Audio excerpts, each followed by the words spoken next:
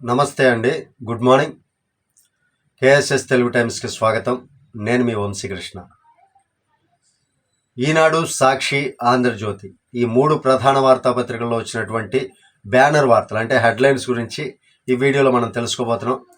చాలామంది పేపర్లు చదివే టైం లేకపోవడంతో ఉద్యోగాలకి రెడీ అయ్యి వెళ్తూ ఉంటారు. అలాంటి వాళ్ళ కోసం ఉదయాన్నే వార్తల్లోని ముఖ్యాంశాలని, పేపర్లో వచ్చినటువంటి మెయిన్ హెడ్లైన్స్ని నేను మీకు చదివి విశ్లేషించే ప్రయత్నం అయితే చేస్తాను. ఈ వీడియో నచ్చితే ఛానల్కి సబ్స్క్రైబ్ చేసుకోండి, ఖచ్చితంగా లైక్ చేయండి, వీడియోకి తెలిసిన వాళ్ళందరికీ షేర్ చేసి నన్ను కొంచెం సపోర్ట్ చేయండి. సరే, ఇక ముందుగా ఈనాడు వార్తల్లోని ప్రధాన అంశాల్లోకి వెళ్దాం. ఉల్లంఘనలు నిజం, ఇసుక తవ్వకాల్లో భారీగా అక్రమాలు, వేటికి పర్యావరణ అనుమతులు లేవు, భారీ యంత్రాలతో తోడేస్తున్నారు, రీచ్లు వివరాలేవి ఇవ్వని ఏపీ ప్రభుత్వం, గనుల శాఖ, ఎన్జిటికి కేంద్ర ప్రభుత్వ సంచలన నివేదిక, ఇసుక తవ్వకాలు లేవంటూ కలెక్టర్లు ఇచ్చిన నివేదికపై షాక్కు గురైన ఎన్జిటి, గుత్తేదారు శిక్షార్హులని తీవ్ర వ్యాఖ్యలు, కేంద్ర ప్రభుత్వ నివేదిక సుప్రీంకోర్టు ముందు ఉంచాలని ఆదేశం. వాళ్ళు ఎన్ని ఆదేశాలు ఇచ్చినా ఏదైతే వాళ్ళు చెప్పినటువంటి అంశాలు ఉంటాయో వాటిని ఉల్లంఘిస్తారనమాట. వాళ్ళు ఏదైతే చెప్తారో వాటికి విరుద్ధంగా ఉంటుంది. హైకోర్టు సైతం ఇసుక అక్రమ తవ్వకాలను నిలిపివేయాలి, అక్రమ తవ్వకాలు ఉండకూడదు, వాటిని ఏదో పరిశీలించండి అని కలెక్టర్లకు చెప్తే, కలెక్టర్లు కూడా ఎవరు? అందరూ కాదండి, చాలామంది కలెక్టర్లు, దాదాపు 70 to 90% కలెక్టర్లు కూడా వైకాపాకి అనుకూలంగా పనిచేస్తున్నటువంటి వాళ్ళే. మళ్ళీ వాళ్ళని ఎదిరించి వీళ్ళు నివేదికలు ఇవ్వగలరా అంటే ఇవ్వలేకపోతున్నారనే చెప్పవచ్చు. ఇక్కడ చూసుకోవచ్చు, అసలు తవ్వకాలే లేవన్న కలెక్టర్లు అంట. డాక్టర్ బిఆర్ అంబేద్కర్ కోనసీమ జిల్లా రావులపాలెం మండలంలో గోదావరిలోని గోపాలపురం రేవులో ఇసుక తవ్వకాలు. ఇక్కడ చూసుకోవచ్చు, వెనకాల మీకు డిస్ప్లే మీద కనబడుతూ ఉంటుంది ఫోటో కూడా క్లియర్గా. ఇక్కడ ఇసుక తవ్వకాలు జరుగుతూనే ఉన్నాయి, బట్ వీళ్ళేమో ఇక్కడ అసలు తవ్వకాలే జరగట్లేదని కలెక్టర్లు చెప్తున్నారు. అంటే చదువుకొని ఒక ఉన్నత స్థానంలో ఉన్నటువంటి వ్యక్తులు కూడా డబ్బులకి అమ్ముడుపోవటము లేదా రకరకాల కారణాల వల్ల జరుగుతూ ఉంది. ఇక అలా అయితే వ్యవస్థలు ఏం బాగుపడతాయి, సంఘం ఏం బాగుపడుతుంది, రాష్ట్రం ఏం బాగుపడుతుంది? అంతా అవినీతి పరులు. ఓటమి భయంతోనే వైకాపా దాడులు, కథం తొక్కిన జర్నలిస్టులు, గలం విప్పిన ప్రతిపక్షాలు. ఈనాడు కార్యాలయంపై వైకాపా దాడికి ఖండన, ప్రభుత్వం తీరు మార్చుకోకపోతే తీవ్ర పరిణామాలని హెచ్చరిక. రాష్ట్ర వ్యాప్తంగా ర్యాలీలు, ధర్నాలు, మానవహారాలు. నేడు చలో కర్నూలు, చలో అనంతపురం. కర్నూలు కలెక్టరేట్ వద్ద ఏపీయూడబ్ల్యూజే ఆధ్వర్యంలో జరిగిన ధర్నాలో పాల్గొన్న పాత్రికేయుల సంఘం నాయకులు, తెదేపా, జనసేన, సిపిఐ, ప్రజా సంఘాల నేతలు. యాక్చువల్గా వీళ్ళు అంటున్నది నిజమేనండి. ఓటమి భయం పట్టుకుంది. ఆ ఓటమి భయం పట్టుకోవడంతో పత్రికా విలేకరులు ఎవరైతే ఉన్నారో వాళ్ళందరూ రాస్తున్నటువంటి రాతలకి ప్రజలు ఎక్కడ ఇంకా తన యొక్క నిజస్వరూపం తెలుసుకుంటారో, ఇంకా తన అరాచకాలని కొంతమంది అర్థం కానటువంటి వాళ్ళకి ఇంకా అర్థమయ్యేలా చెప్తున్నటువంటి పత్రికలు, పాత్రికేయులపై ఇంత అరాచకమైనటువంటి దాడులు చేస్తారా? మరి ఏ భయం లేకపోతే? జగన్, నేను నిన్ను అడుగుతున్నాను ఈ వీడియో వేదికగా, నీకు నిజంగా దమ్ముంటే, గెలుస్తాను, నేను చేస్తున్నది మంచి చేస్తున్నాననే ధైర్యం నీలో ఉంటే మరి ఇన్ని అరాచకాలు ఎందుకు? ఆ గుట్కా నానిగాడు అంటాడు, మరి అన్ని లక్షల మంది జనంలోకి వాళ్ళు వస్తే ఊరుకుంటామో, మేము బ్యాన్ చేసాం కదా. ఎవడరా నువ్వు బ్యాన్ చేయటానికి? అసలు నువ్వెవడవి బ్యాన్ చేయటానికి? పత్రికా స్వాతంత్రం అంటే ఏందో తెలుసా? పత్రికా స్వేచ్ఛ అంటే ఏందో తెలుసా?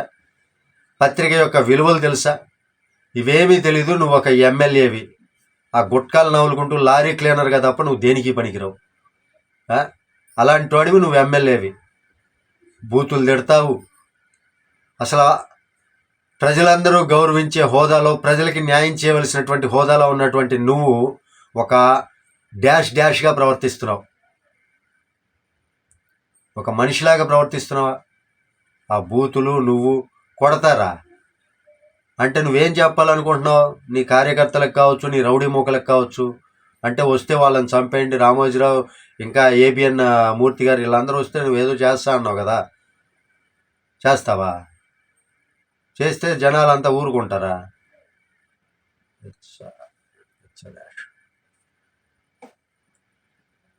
జగన్ రెచ్చగొడుతున్నందుకే మీడియాపై వరుస దాడులు. పత్రికల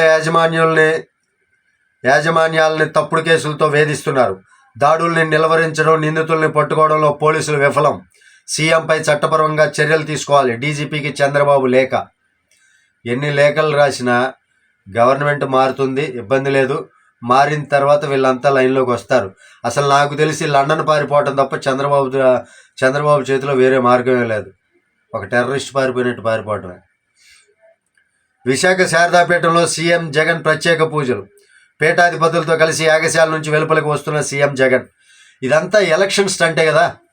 ఆయన ఈ 4 సంవత్సరాలు 9 నెలల్లో ఏ గుళ్ళు అయినా సరే సాంప్రదాయబద్ధంగా సాంప్రదాయాలని గౌరవిస్తూ, గుడి ఆచారాలని గౌరవిస్తూ సతీ సమేతంగా ఏ రోజైనా వచ్చి పూజా కార్యక్రమాల్లో పాల్గొన్నారా? ఏ రోజైనా యజ్ఞ యాగాదుల్లో పాల్గొన్నారా? మరి నేడు ఈ వింత పోకడలేంటి? అంటే ఓటమి భయం. దేవుడా నన్ను కాపాడు అంటూ దేవుడి పాదాల మీద పెడితే నువ్వు చేసినటువంటి తప్పులన్నీ చేసి, అన్ని అరాచకాలు చేసి, దేవుణ్ణి కూడా అవమానించి నువ్వు అన్ని పనులు చేస్తే ఈరోజు దేవుడు నిన్ను కాపాడతాడా? అవునా? అలా అయితే ప్రతి ఒక్కళ్ళు లోకంలో ఉన్న వాళ్ళందరూ నిన్ను కాపాడితే దుర్మార్గులందరూ వాళ్ళ పనులు వాళ్ళు చేసి దేవుడి దగ్గరికి వెళ్ళి హోమాలు చేస్తే జరిగిపోతుందా? అదేం ఉండదు కదా. ఏ రోజన్నా ఇన్ని సంవత్సరాల్లో ఒక దైవాన్ని గౌరవించారా? దైవ కార్యక్రమాలు సక్రమంగా ఆ విధి విధానాల ప్రకారం చేశారా? అయితే ఆ రోజాతో వస్తావు, లేదంటే విడదల రజనీతో వస్తావు. అంతకుమించి నువ్వు చేసేది ఏం లేదు. మరి ఈరోజు శారదాపీఠం వెళ్ళి పీఠాధిపతులతో కలిసి యాగశాల నుంచి వెలుపులకు వస్తున్నావంట విశాఖ శారదాపీఠంలో. ఇంకా దేశాన్ని ఎంత రాష్ట్రాన్ని ఎంత నాశనం చేయాలని?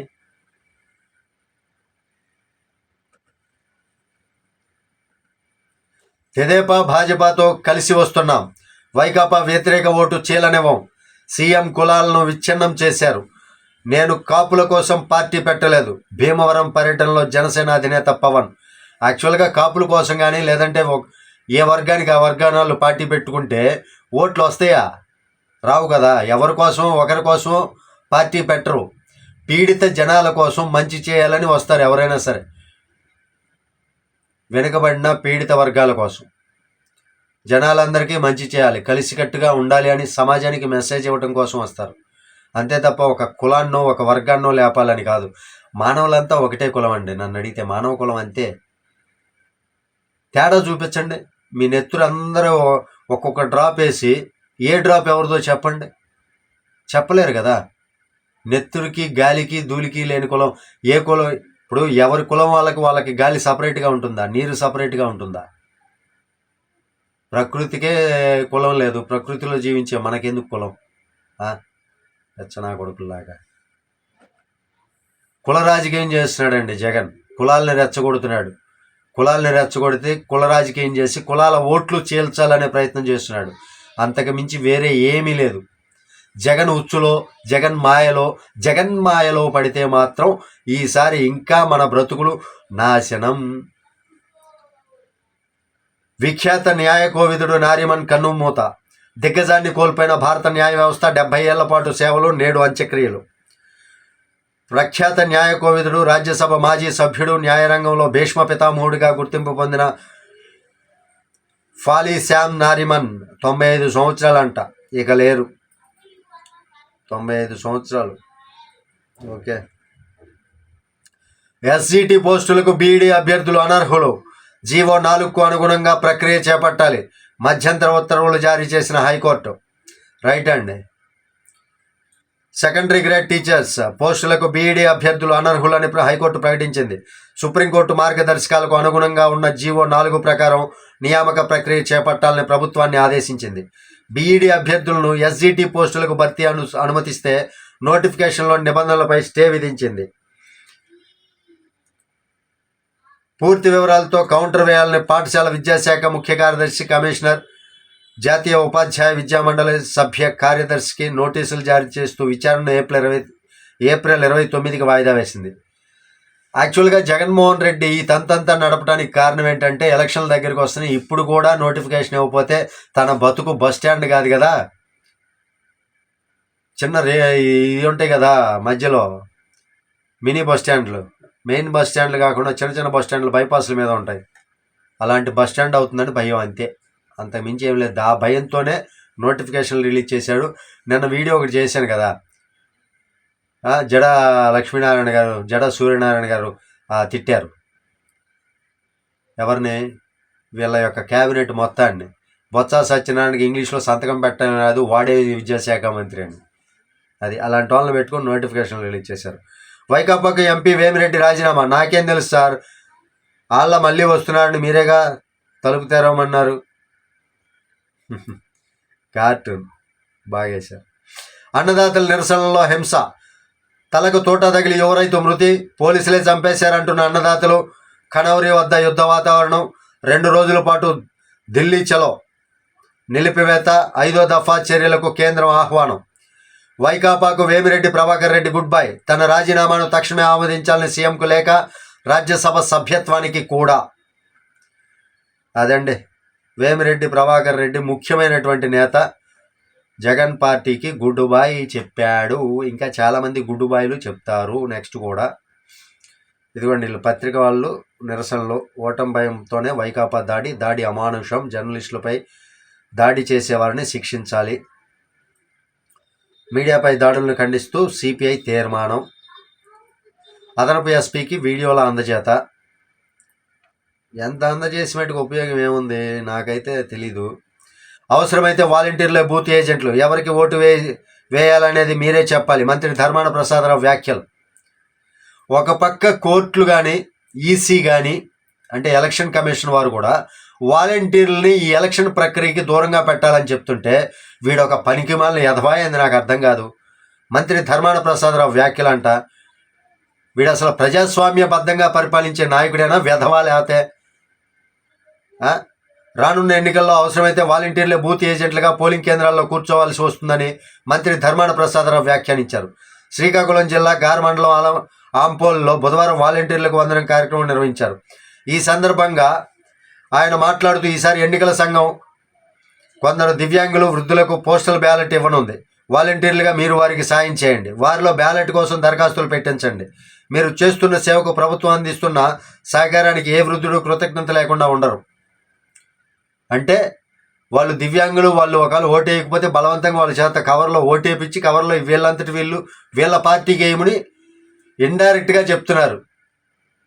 నన్ను అడిగితే ఈసీ ఇలాంటి కార్యక్రమాలకు కూడా వాలంటీర్లు దూరంగా పెట్టాలి. ఆయా ఇంటి సభ్యులు ఎవరో వాళ్ళ పనులు చేసుకోగలరు, వాలంటీర్లు అవసరం ఉండదు. ఇంతకు ముందల్లా వాలంటీర్లు ఉంటేనే వృద్ధులు, దివ్యాంగులు వచ్చి ఓటేసారా?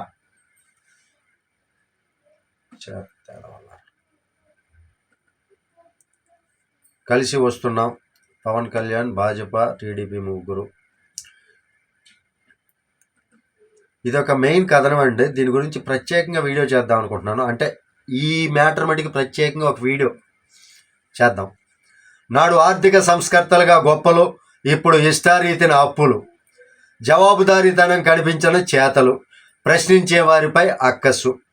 ఆంధ్రప్రదేశ్ రాజకీయాలను గత 10 సంవత్సరాలుగా పరిశీలిస్తున్న వారిని ఎవరైనా అప్పుడు ఒకలా చెప్పి ఇప్పుడు మరోలా ప్రవర్తిస్తున్నది ఎవరని అడిగితే టక్కున సమాధానం చెప్పేస్తారు.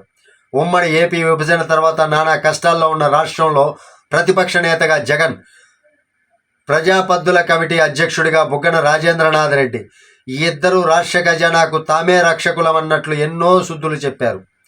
నాడు వీరిద్దరూ ఆర్థికవేత్తల పాత్రలను పోషిస్తూ అప్పటి రాష్ట్ర ఆర్థిక పరిస్థితిపై చేయని విశ్లేషణ లేదు, చెప్పని మాట లేదు. రాష్ట్రం అప్పుల ఊబిలో కూరుకుపోతుందని, అంతా రహస్య పాలన సాగుతోందని, ఎఫ్ఆర్బిఎం పరిమితి దాటిపోయి మరీ ఆంధ్రప్రదేశ్ అప్పులు చేస్తుందని ఈ రకంగా నానా రకాల యాగి చేశారు. మరి ఈరోజు చేస్తుంది ఏంటి?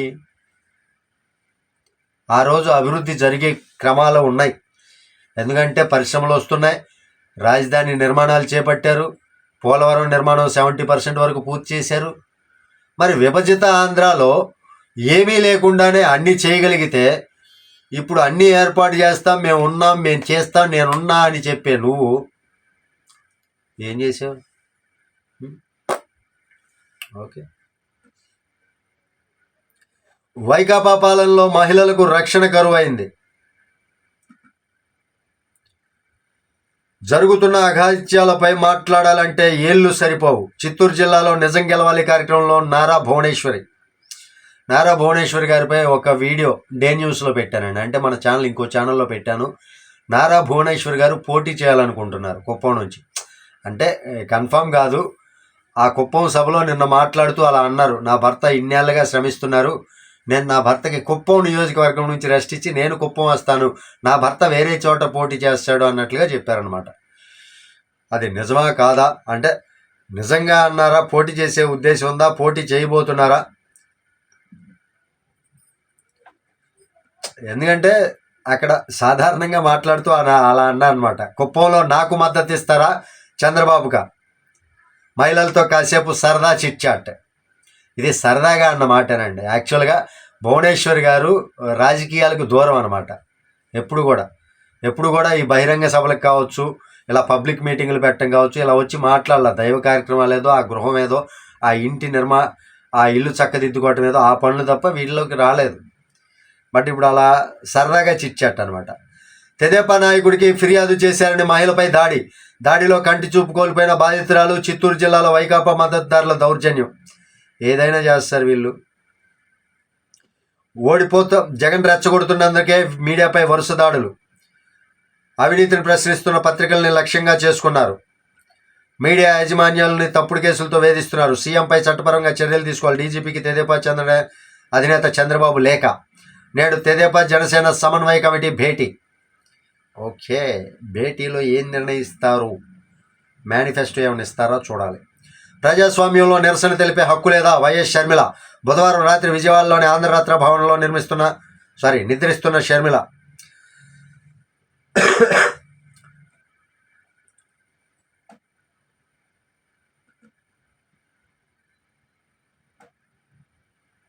ఇవండి ఈనాడులో వచ్చినటువంటి ప్రధానమైనటువంటి వార్తలు. ఇప్పుడు సాక్షి, తప్పుడు రాతల జగన్ పుత్రిక.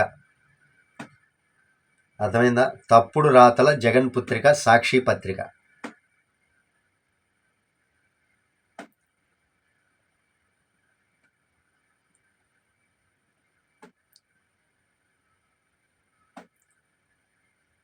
రైట్. కోర్టులను మోసం చేసే రామోజీకి పోర్టుల గురించి ఏం తెలుసు? వచ్చే నెలలో ప్రారంభానికి సిద్ధంగా జువన్నెల ఫిషింగ్ హార్బర్. కోర్టులను మోసం చేసే రామోజీరావా? మరి నువ్వేం చేస్తున్నావు జగన్? గన్ కోర్టుల్ని నువ్వు కదా మోసం చేస్తుంది. ఇసుక తవ్వకాలు అక్రమంగా జరగట్లేదా? ఏమీ జరగడం లేదు అని ఎవరు చెప్పారు? కలెక్టర్లను మ్యానిపులేట్ చేసింది ఎవరు? ఇది కోర్టులను మోసం చేయటం కాదా? నువ్వు కూడా మాట్లాడుతున్నావు.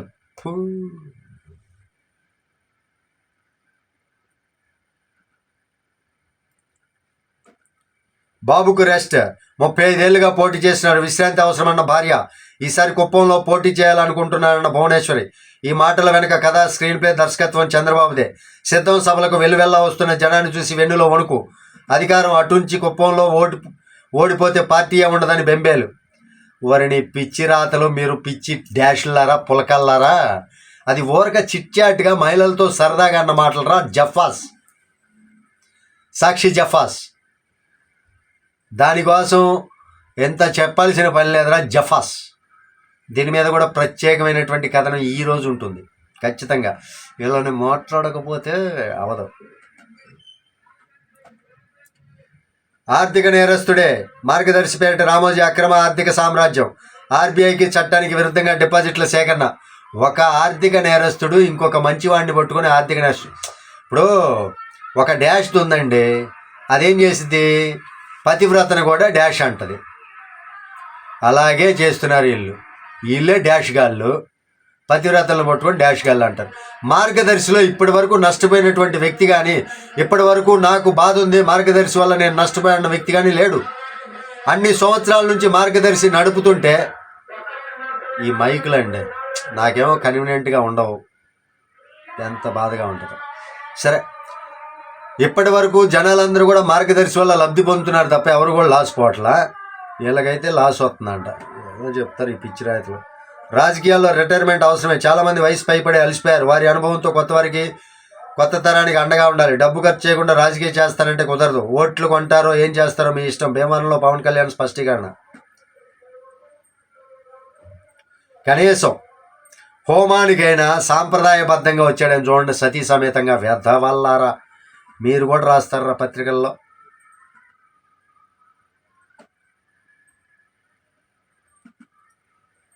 ఇవిగో నవరత్నాల వెలుగులంట. ఇడి బొంద, ఇడి పాడే. సరే వదిలేండి, ఆంధ్రజ్యోతికి వెళ్దాం ఒకసారి. డిఎస్సి నాటకం. ఎన్జిటి పోస్టుల అర్హతకై తికమక. బీఈడికి అర్హత లేదని జనవరిలో జీవో. మళ్ళీ అర్హత ఉందని ఈ నెలలో మార్పు. వాళ్ళ ఇష్టం కదా, ఎన్నికలు వస్తున్నాయి కదా. అదండి, ఆల్రెడీ మనం మాట్లాడుకున్నాం. ఇస్కాసుల్లా ఇష్టారాజ్యం. ఏపీలో భారీగా అక్రమ తవ్వకాలు. ఇది అయిపోయింది. రామా దోపిడీ చూడతర్మ. నెల్లూరు జిల్లా నడిబొట్టున అరాచక ప్రతాపం. గ్రానైట్లో ఎమ్మెల్యే అండి, గ్రానైట్ల ద్వారా తింటున్నారనమాట నెల్లూరు నడిబొట్టున. ఇలా అరాచకాలు ఏం చెప్పుకోవాలి. చలో అనంతపై నిర్బంధం. ఓకే, యుద్ధానికి సిద్ధం. పొత్తులతో వస్తున్నాం. అడ్డొచ్చేది ఎవరు? పవన్.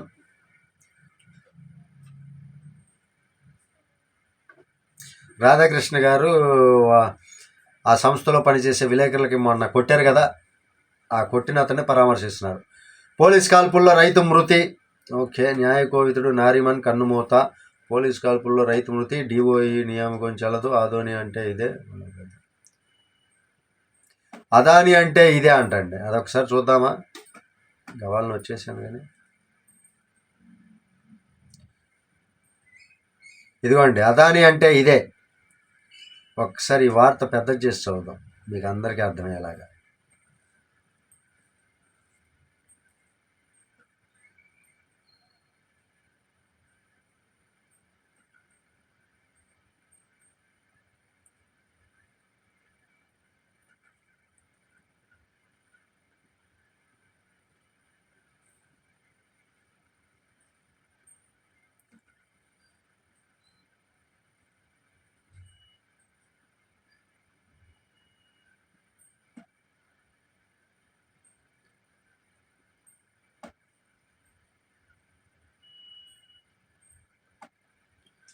అదాని అంటే అంతే. ప్రజాభిప్రాయ సేకరణ లేకుండానే సెకీకి ఏపీఆర్సీ గ్రీన్ సిగ్నల్. ఏటా 250 కోట్లు కమిషన్కు అంగీకారం. అదాని నుంచి 7,000 మెగావాట్ల విద్యుత్ కొనుగోలుకు గతంలో ప్రభుత్వం ఒప్పందం. యూనిట్కు 2.49 చొప్పున 25 ఏళ్ల పాటు అదనపు భారమని నిపుణుల హెచ్చరిక.